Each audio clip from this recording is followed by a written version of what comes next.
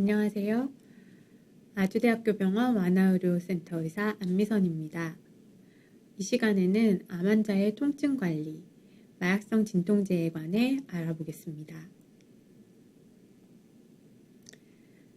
통증은 암 환자들이 겪는 흔하고 고통스러운 증상입니다.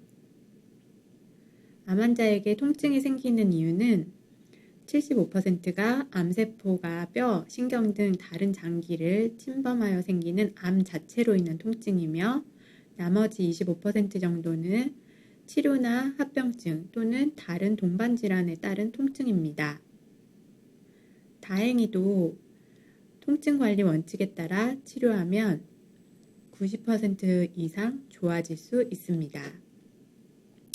통증 관리가 중요한 이유는 잠을 잘 잘 수 있고 식욕이 좋아지며 즐겁게 생활할 수 있고 배우자, 가족, 친구들과 좋은 관계를 유지할 수 있다는 것입니다.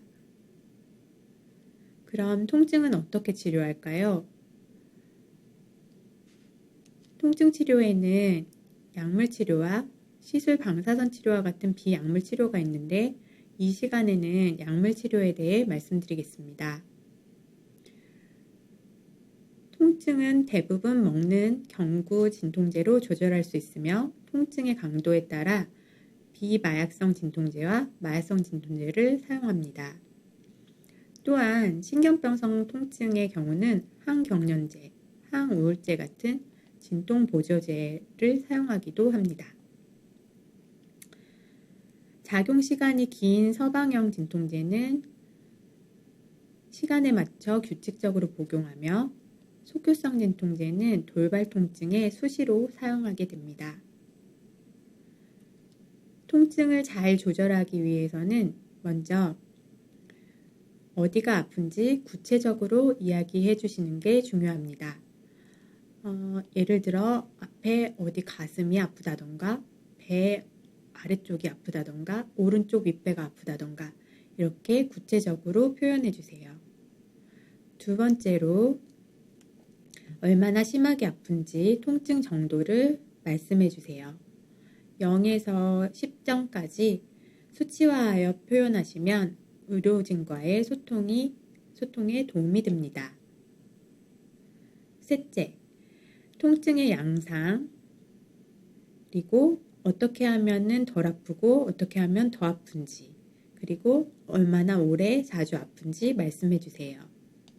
또한 지금 복용하시는 진통제가 있다면 효과가 있는지, 얼마나 지속되는지 말씀해 주시면 크게 도움이 됩니다. 다음으로 통증 관리에 대한 오해를 살펴보겠습니다. 암 치료가 중요하니까 통증은 참으면 된다 라고 생각하는 경우가 흔한데 그렇지 않습니다. 통증 조절을 한다고 해서 암 치료를 방해하는 것이 아니며 오히려 통증을 조절함으로써 삶의 질이 좋아지고 치료를 더 잘 받을 수 있게 됩니다. 두 번째, 지금부터 진통제를 쓰기 시작하면 나중에 약이 안 듣는 거 아닌가 고민하시는 분이 많습니다. 하지만 통증이 있다면 적극적으로 치료를 해야 합니다. 많은 환자들이 통증이 더 심해졌을 때 사용할 약이 없을까봐 진통제 복용을 하지 않고 참아보려고 합니다. 하지만 통증이 심해질 때까지 참은 후에 진통제를 복용하는 것보다 통증이 시작되기 전에 조절하는 것이 효과적입니다. 그럼 진통제에 대해서 좀 더 알아보겠습니다. 진통제의 종류에는 브루펜 같은 진통소염제, 타이레놀 같은 비마약성 진통제와 몰핀 같은 마약성 진통제로 크게 나눌 수 있습니다. 마약성 진통제의 가장 큰 장점은 약물 용량을 늘리는 만큼 진통 효과가 강해지므로 통증이 조절될 때까지 최대 용량 제한 없이 사용할 수 있다는 것입니다.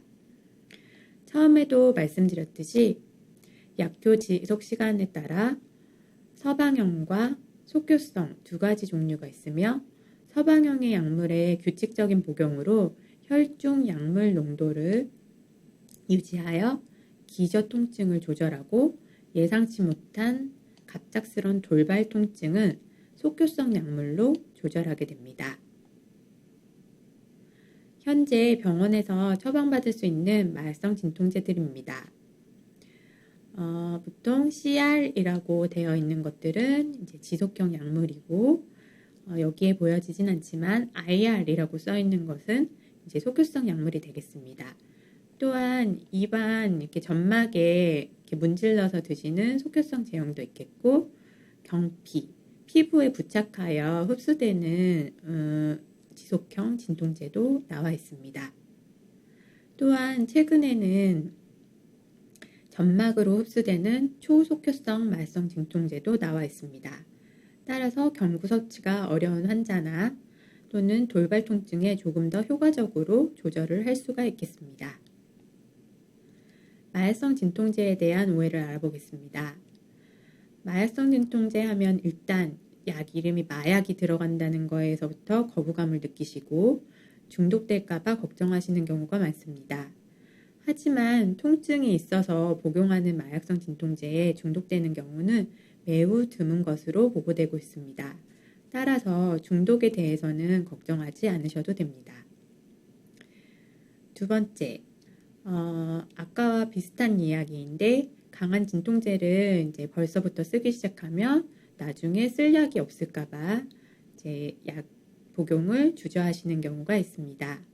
하지만 앞서도 말씀드렸듯이 마약성 진통제는 통증의 강도에 따라 투여량을 늘릴 수 있기 때문에 나중을 위해 약을 아끼실 필요가 없고 통증이 심해졌을 때 더 이상 사용할 약이 없을까봐 진통제를 복용하지 않고 참으려고 하지만 통증이 심해질 때까지 참은 후에 진통제를 복용하는 것보다는 통증이 시작되기 전에 조절하는 것 또는 초반에 통증 조절을 잘 하는 것이 더 중요합니다.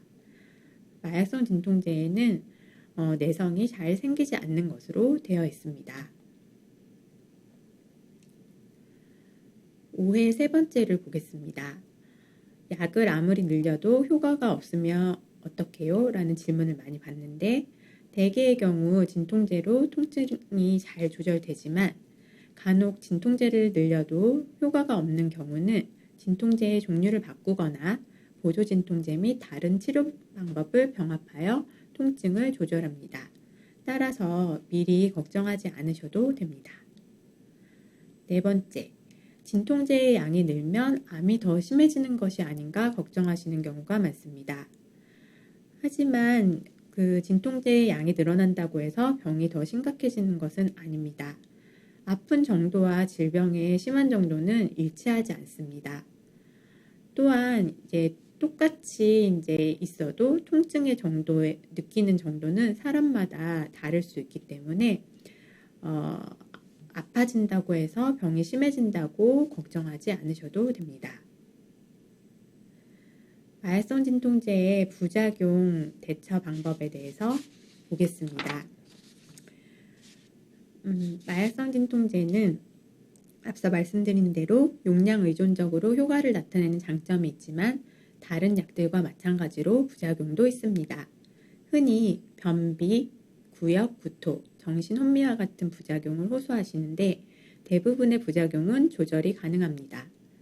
다만 변비의 경우는 저절로 호전이 되는 경우는 드물기 때문에 마약성 진통제를 복용하실 경우 변비약을 함께 복용하시는 것이 좋습니다.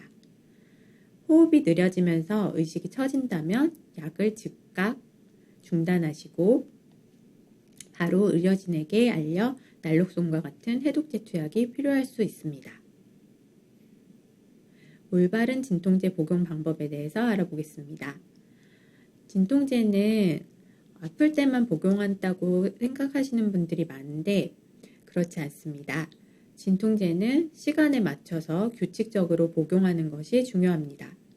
간혹 효과가 빠른 속효성 진통제만을 선호하시는 경우가 있는데 지속 효과가 짧기 때문에 약물 농도 유지가 어려워 속효성 진통제만으로는 기저 통증 조절이 어렵습니다.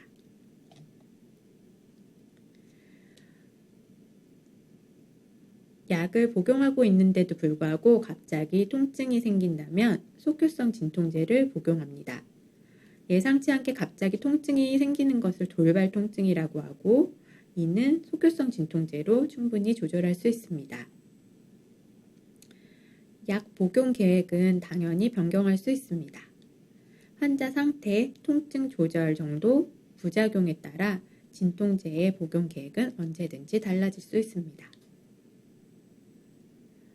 흔히 다른 사람이 이 약을 쓰니 좋다던데 저도 처방해주세요 라고 하시는 분들이 계십니다. 하지만 이는 매우 위험한 일입니다. 진통제 처방은 지금까지 말씀드린 것처럼 통증의 양상, 강도, 지속 시간 등을 고려하여 결정하기 때문에 다른 사람에게 효과 있는 약이라고 해서 함부로 복용해서는 안 됩니다. 또한 어떤 부작용이 나타날지 모르기 때문에 다른 가족들이 처방받은 약이라고 해서 함부로 드시면 안 됩니다. 반드시 주치의와 상의하여 결정하시기 바랍니다. 진통제 외에 다양한 통증 관리 방법에 대해서 알아보겠습니다. 진통제 복용 외에도 스스로 통증을 조절할 수 있는 방법이 있는데 다음과 같은 것들이 있습니다. 상상요법, 자신을 행복하게 만들었던 때와 장소를 떠올리는 것입니다. 기분 전환, 영화나 텔레비전을 보거나 음악을 듣거나 친구 또는 가족을 만나 즐거운 시간을 갖습니다. 마사지나 지압, 아픈 부위 주변을 마사지 혹은 가볍게 두드림으로 해서 통증을 완화시킬 수 있습니다. 냉온 찜질, 아픈 부위에 얼음주머니나 따뜻한 물주머니를 대거나 따뜻한 물로 목욕을 하여 몸을 이완시킬 수 있습니다. 다만 한 곳에 15분 이상 적용하지 말고 1회 시행 후 1시간 지나 반복하며 감각이 둔한 곳은 화상을 입을 수 있기 때문에 특별한 주의를 요합니다. 심호흡 및 이완요법이 있습니다. 이거는 순서대로 한번 따라해 보시면 좋은데, 첫째, 숨을 천천히 깊게 들이마십니다. 후에 두 번째, 숨을 천천히 내쉬면서 근육을 이완시킵니다. 셋째, 편안한 속도로 천천히 규칙적으로 호흡합니다. 넷째, 천천히 박자를 맞춰 하나, 둘, 셋 하면서 들이마시고 둘, 셋 하면서 내쉽니다. 내쉴 때 평화롭다 라고 말해봅니다.